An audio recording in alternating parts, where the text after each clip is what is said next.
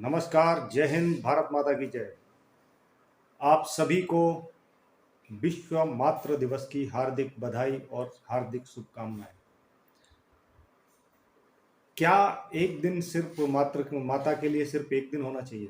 जैसे कि आज हम लोग कहते हैं कि मातृ दिवस एक दिन, सिर्फ एक दिन नहीं होना चाहिए, क्योंकि जिस माँ ने हमको इतना बड़ा किया, पाला पोसा और जीवन में अपना सर्वस्व हमको दिया, उसके लिए एक दिन नहीं बल्कि हमारे जीवन का हर एक सेकंड, हर एक मिनट और हर एक क्षण उस माँ के लिए अर्पित होना चाहिए, समर्पित होना चाहिए। और क्योंकि माँ यानी कि हमारे शास्त्रों के अनुसार सिर्फ एक माँ हमारी नहीं है, हमारे शास्त्रों के अनुसार हमारी 7 माताएं बताई गई हैं।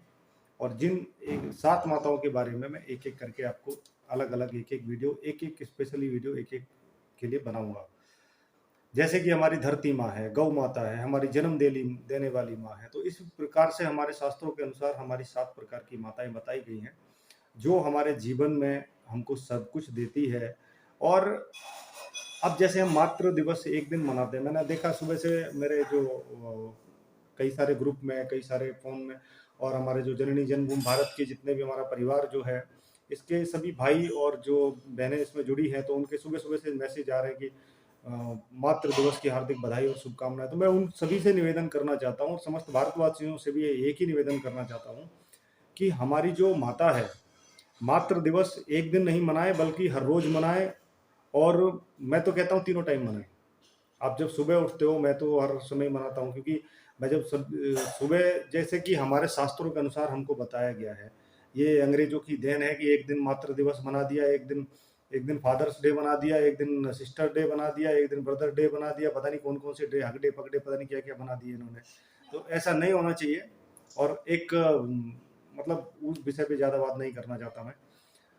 तो माता, जब आप हमारे यहाँ, तो हमारे शास्त्रों में तो ये बताया गया है कि जब भी हम सुबह जब बिस्तर छोड़ते हैं, तो सबसे प्रथम हमारे जो हम जिनके चरण छूते हैं वो हमारी धरती माता है। उसके बाद हमारे नित्य कर्म शुरू होते हैं, हमारी माता, हमारे पिता, जो भी हमारे परिवारजन है। और उसके बाद हमारी जो संस्कृति है, भारतीय संस्कृति के अनुसार, इसको आपको जैसे जैसे हम भुलाते जा रहे हैं, वैसे वैसे हम अंग्रेजी पद्धति, अंग्रेजी संस्कृति की ओर बढ़ते जा रहे हैं, जो हमको नहीं बढ़ना चाहिए। हमको उन्हें, जब हम भारत की तरफ लौटेंगे, जब हमारी जो गौ माता है, हमारी जो धरती माता है, और जब हम हमारी जो प्रकृति है, पर्यावरण है, हम जब इनका ही सम्मान नहीं करेंगे, तो फिर कैसे हमारी मातृ मातृ दिवस एक दिन हम मना सकते हैं? हमारे यहाँ तो सनातन संस्कृति में, तो हमारे यहाँ तो पूजा करने के लिए तो हमारे वृक्ष हैं, नदियाँ हैं। अब नदी को भी हमारे यहाँ, ये ऐसा एक अद्भुत देश है भारत, जिस देश में कंकड़ कंकड़ शंकर है और नदी नदी हमारे यहाँ माता है। तो ऐसे, जैसे कि हमारे यहाँ कन्याओं यानी कि बच्ची जो होती हैं, अदर धर्मों में, अदर संस्कृतियों में उनको क्या मानते हैं बताने की जरूरत नहीं है, आप लोग जानते हैं। हमारे यहाँ तो बच्चियों को भी जहाँ दुर्गा स्वरूप मानते हैं, मातृशक्ति मानते हैं, उनको मातृशक्ति के रूप में देखते हैं। और जिस भारत के अंदर, जिस सनातन संस्कृति के अंदर सबसे पहले मातृशक्ति को रखा गया है, उस मातृशक्ति को तो हर रोज नमन करना चाहिए, हर रोज वंदन करना चाहिए। कारण ये है कि आप देखिए, शंकर, सिर्फ शंकर जी को अकेला नहीं कहा जाता है। जब हम कहते हैं कि कोई भी पूजा पाठ करते हैं, उसके बाद हम क्या बोलते हैं? उमा पार्वती पतये हर हर महादेव, लक्ष्मी नारायण सीताराम।